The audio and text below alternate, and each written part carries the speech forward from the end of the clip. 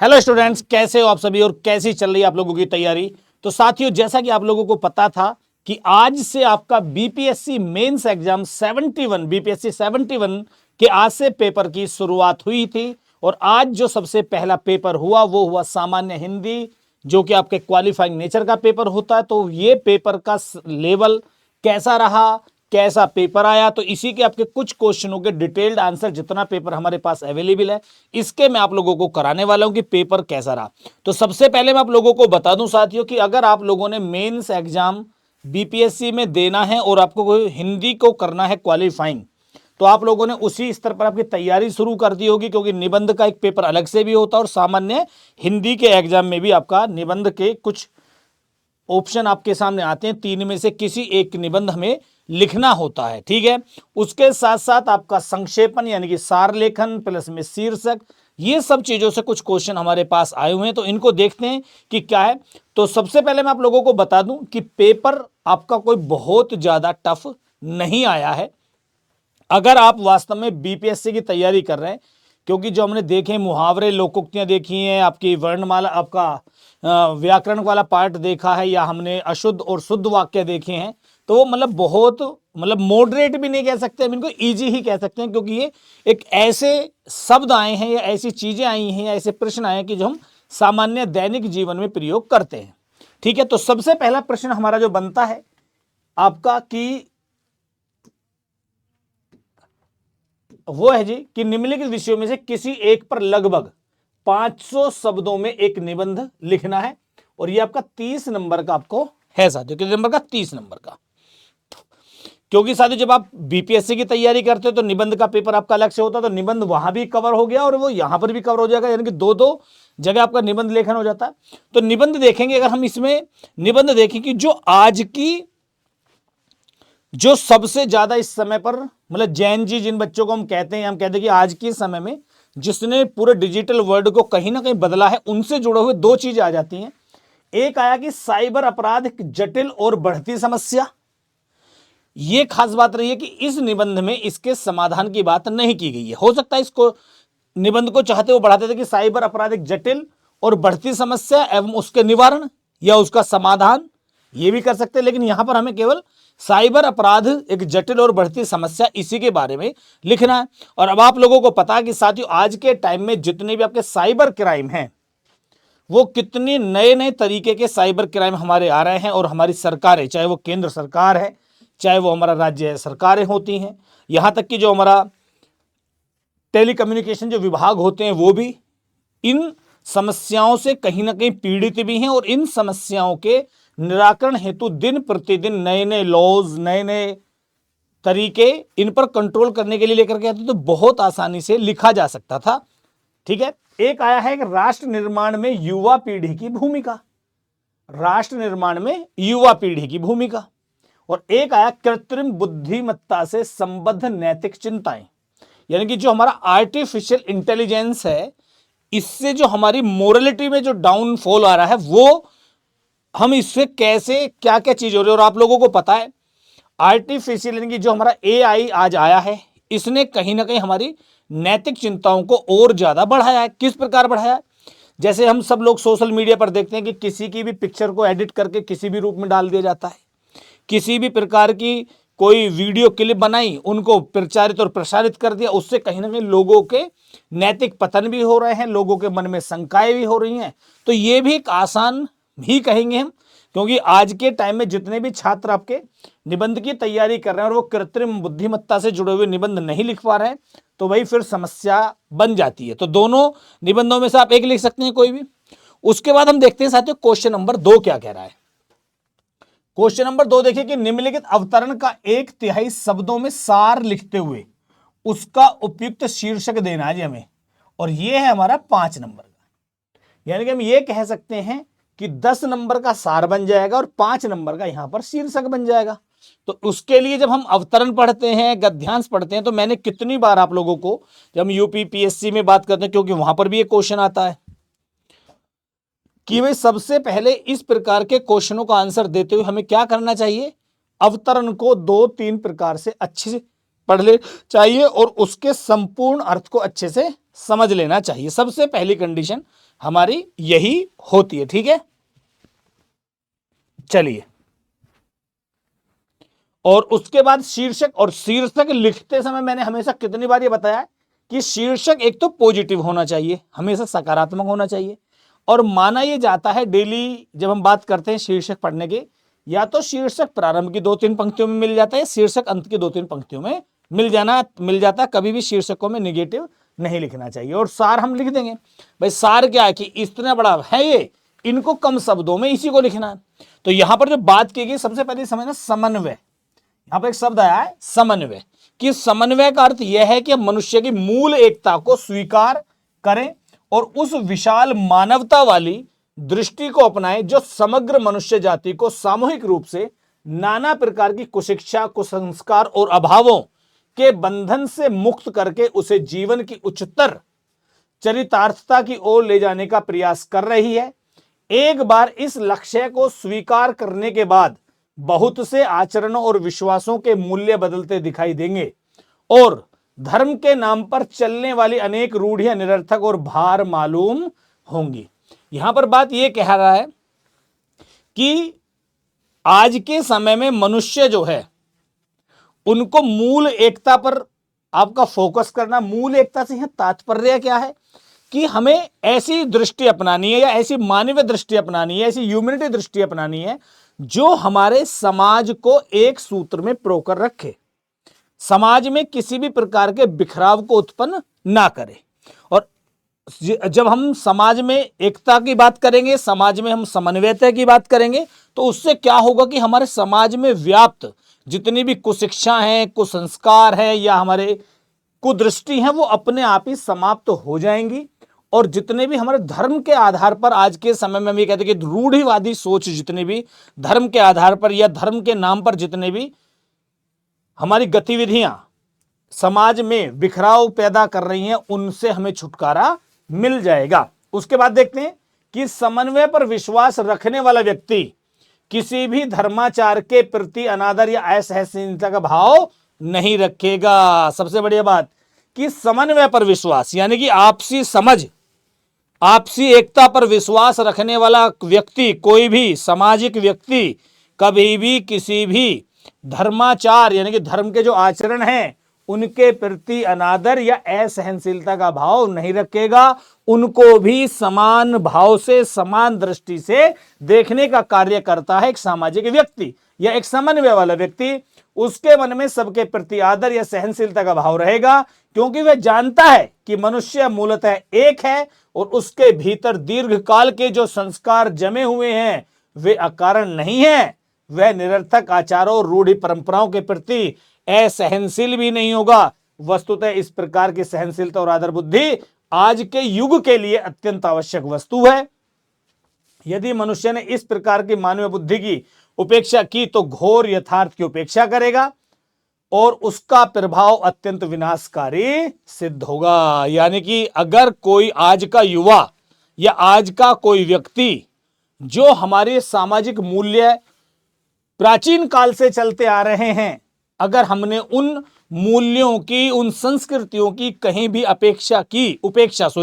उपेक्षा की तो ये हमारे आने वाले समय के लिए जो हमारा सामाजिक ताना बाना जो व्याप्त था उसको कहीं ना कहीं बिखराव पैदा कर देगा।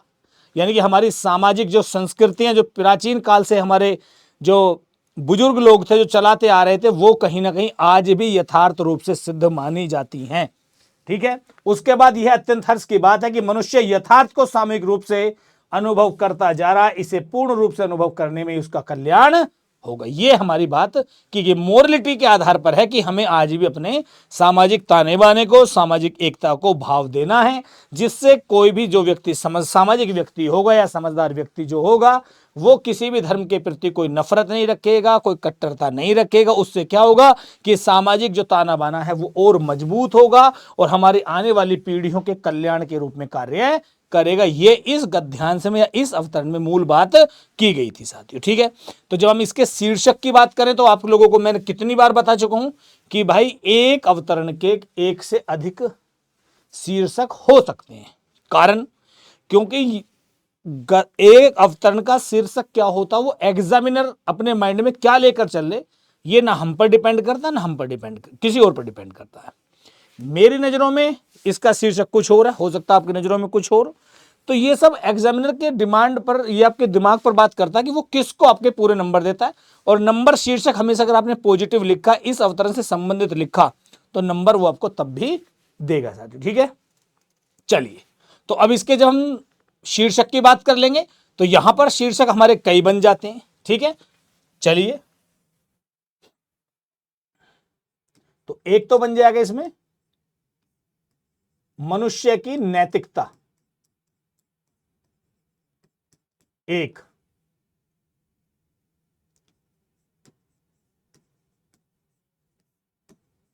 मनुष्य का समन्वय गुण।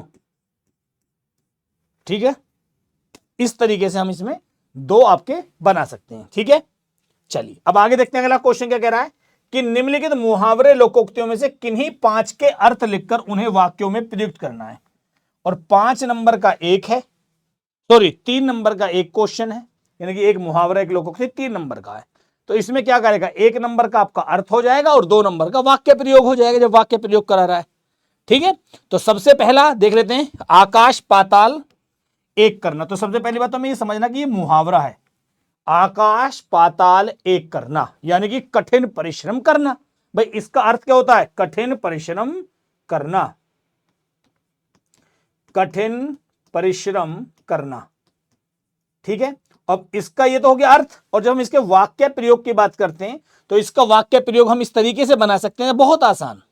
जैसे मैं आपकी सामान्य भाषा में बात करूं कि 71वीं बीपीएससी मुख्य परीक्षा के लिए छात्रों ने आकाश पाताल एक कर दिया है। ठीक है, या हम कहते हैं कि आने वाली परीक्षा के लिए छात्रों ने आकाश पाताल एक कर रखा है।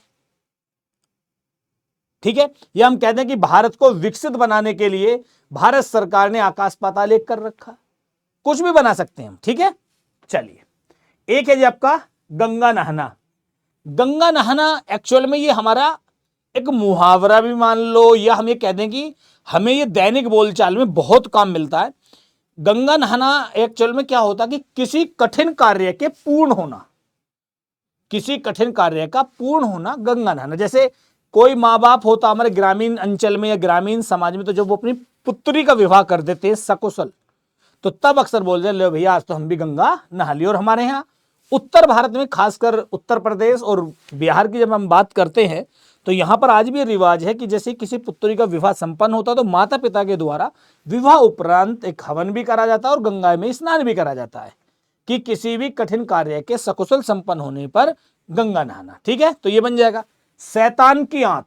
शैतान की आंत मतलब एक तरीके से सोचिए साथियों, शैतान और उसकी आंत तो बहुत लंबी वस्तु होना, बहुत लंबा, ये लंबी वस्तु होना साथियों, उसके लिए प्रयोग करते हैं हम शैतान की आंत होना। ठीक है जी, अब इसका अर्थ आप कुछ भी जोड़ देंगे, कुछ भी बना सकते हैं, शैतान की आंत। चलिए, एक है साथियों कि सांप छचुंदर की गति होना।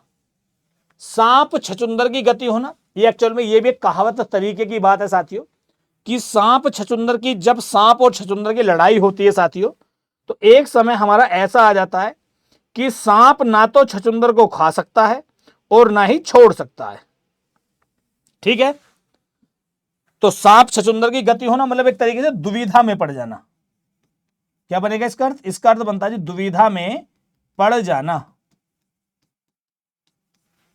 ठीक है, कि सांप और छचुंदर जब लड़ते हैं, तो एक कंडीशन, एक स्थिति ऐसी आ जाती है कि सांप को छचुंदर ना तो निगल सकता और ना ही छोड़ सकता, क्योंकि उसकी बेइज्जती बात हो जाती है। तो असमंजस या दुविधा की स्थिति में आ जाना कि इसे छोड़ूं या खाऊं, तो ये वाली स्थिति। एक दे रखा जी गवाह चुस्त मुद्दई सुस्त, यानी कि जिसका काम है वो तो हो सुस्त और उस काम से जुड़ने वाले व्यक्ति हो जाएं चुस्त। ठीक है, जैसे साथियों हम बात करें, जब किसी छात्र की परीक्षा आती है, जैसे किसी छात्र की कोई, जैसे हम ये कह सकते हैं एक तरीके से कि आप लोगों की, हम लोगों की कोई परीक्षा आए तो हमसे ज्यादा चिंता हमारे परिवार वाले करते हैं। ठीक है, कि जिसका कार्य हो वो तो हो आपका सुस्त, और उसके जो हितकारी हैं, जो उसके हिताक्षी हैं, वो लोग हों चुस्त, यानी कि बहुत ज्यादा एक्टिव होकर के उन चीजों को सोचे। तो ये बन जाता गवाह चुस्त, मुद्दई सुस्त। ज्यो जो भीजे काम रीत, त्यों त्यों भारी होए। मतलब वही एक तरीके से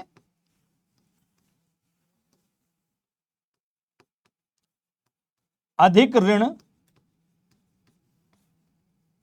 ठीक है जी, अधिक ऋण, ज्यो जो भीजे काम रीत, त्यों त्यों भारी होए। मतलब कि जितना अधिक ऋण लिया जाएगा वो उतना ही अधिक लगेगा, या उतना ही बोझ वो आपको बढ़ाएगा।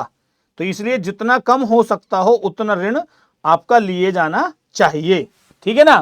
तो यह अधिक ऋण से बढ़ता बोझ हो सकता है, अधिक ऋण से बढ़ता बोझ, कि जितना कम ऋण लिया जाए उतना ठीक है।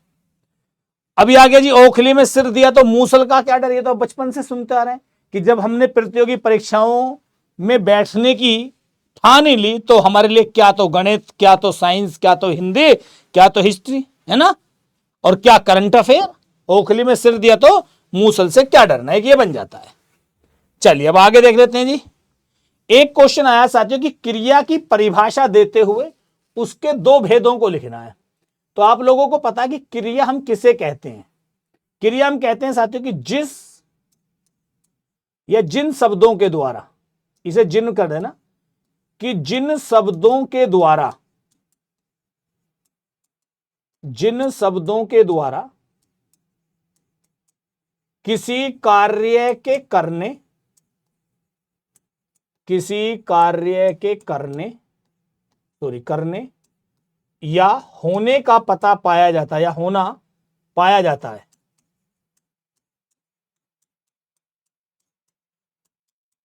उन शब्दों को क्रिया कहते हैं, क्रिया कहते हैं। सिंपल। तो ये बन जाती है परिभाषा कि जब हमें किसी भी वाक्य में क्या कार्य हुआ है या क्या कार्य होने वाला है उन शब्दों की पता चल जाए तो वही हमारी क्रिया बन जाती है। तो इसका आप उदाहरण भी दे सकते हो, जैसे उठना, बैठना, खाना, पीना, इस तरीके से कुछ भी उदाहरण कर देंगे। उसके बाद जब हम कहेंगे उसके भेदों को भी स्पष्ट करना है, ठीक है, तो यहां पर आप लिख देंगे क्रिया के दो प्रमुख भेद, या क्रिया के दो मुख्य भेद होते हैं या हैं। ठीक है जी, कौन कौन से हैं? एक है हमारा अकर्मक क्रिया,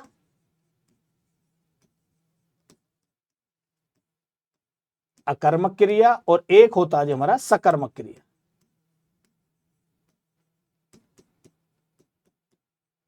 अब देखो इसने कहा कि उसके भेदों को भी स्पष्ट करना, खाली नाम ही नहीं बताना है, स्पष्ट करना। तो आप लिख सकते हो कि जिन वाक्यों में कर्म की अनुपस्थिति होती है, जिन वाक्यों में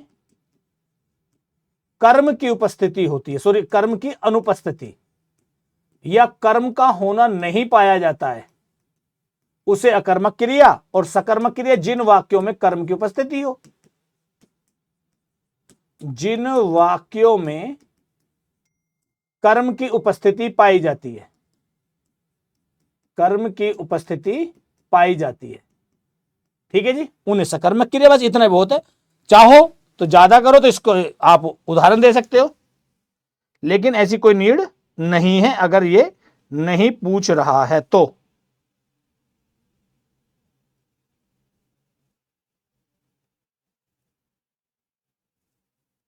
चलिए अब देखते हैं साथियों, एक क्वेश्चन ये एक्चुअल में हुआ क्या कि इस पेपर में हमारे साथ ये हुआ है कि पूरा पेपर नहीं अवेलेबल हो पाया है, तो बीच के कुछ क्वेश्चन आपके छूट गए हैं, रह गए हैं। कोई बात नहीं, उनको मैं आपके फिर दोबारा से कभी करा दूंगा, मंडे करा देंगे, है ना। चलिए अब देखते हैं, यहां आया जी अशुद्ध वाक्यों को शुद्ध करना में, अशुद्ध वाक्यों को शुद्ध। देखिए वे परस्पर एक दूसरे से लड़ते रहते हैं, ठीक है, ये लड़ते हैं। तो साथियों यहां पर परस्पर का अर्थ एक दूसरे ही है, या तो आपका होगा कि वे परस्पर लड़ते हैं, ये बैठ जाएगा, या तो क्या होगा वे परस्पर लड़ते रहते हैं, ये लड़ते हैं, या परस्पर हटेगा तो वे एक दूसरे से लड़ते हैं, ये होगा। क्योंकि परस्पर और एक दूसरे दोनों आपस में क्या हो गए, समानार्थी शब्द हो गए, या तो परस्पर ही आएगा या एक दूसरे ही आएगा। ठीक है, अगला क्वेश्चन है, 3 शहर का नाम बताइए। 3 शहर का क्या नाम होगा, जब 3 हो गए बहुवचन हो गया, तो 3 शहरों के नाम बताइए। 3 शहरों के नाम बताइए। ठीक है, तो यहां पर हम ये कह सकते हैं कि वचन संबंधी अशुद्धि है। कैसी अशुद्धि है, वचन संबंधी। तुम्हारा दर्शन दुर्लभ। अब साथियों हम लोगों को यह पता है कि दर्शन जो शब्द है वो हमेशा क्या है, बहुवचन है। बहुवचन कि भाई अहो भाग्य हमारे दर्शन हुए तुम्हारे, गुरु जी के दर्शन किए, भगवान जी के दर्शन किए, है ना, हमेशा ये बोलते हैं। तो यहां पर तुम्हारा नहीं होगा, तो क्या होगा, तुम्हारे, क्योंकि बहुवचन में बनाना हमें अपने सर्वनाम को। मैं भोजन कर लिया हूं, अब ये तो पूर्व हो जाता है, तो सर्वनाम संबंधी सिद्धि हो जाएगी, मैंने भोजन कर लिया है। मुझे किसी के ऊपर विश्वास नहीं है। साथियों के ऊपर नहीं आएगा, तो यहां पर विभक्ति संबंधी अशुद्धि है। मुझे किसी पर विश्वास नहीं है, के ऊपर के लिए कोई चीज थोड़ी उसके ऊपर रखो, मुझे किसी पर विश्वास नहीं है। वह दंड देने के योग्य है। साथियों जब दंड आ गया तो देने के योग्य नहीं होगा। ठीक है, देना नहीं होगा, दंड के योग्य है। या तो देना नहीं होगा या के योग्य है बस, या वह दंडनीय है, दोनों बन जाएंगे। या तो वह दंडनीय है या वह दंड के योग्य है।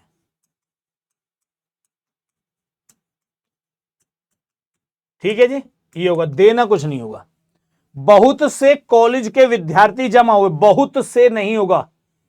ठीक है, बहुत से गलत है, तो यहां पर आएगा कई कॉलेजों के, कई या अनेक कॉलेजों के विद्यार्थी जुटे या इकट्ठा हुए। ठीक है जी, ये होगा, जमा हुआ नहीं होगा। मैं तेरे को एक घड़ी दूंगा, तेरे को बिल्कुल गलत है, तेरे को नहीं होगा। मैं तुझे एक घड़ी दूंगा, सर्वनाम संबंधी शुद्धि है।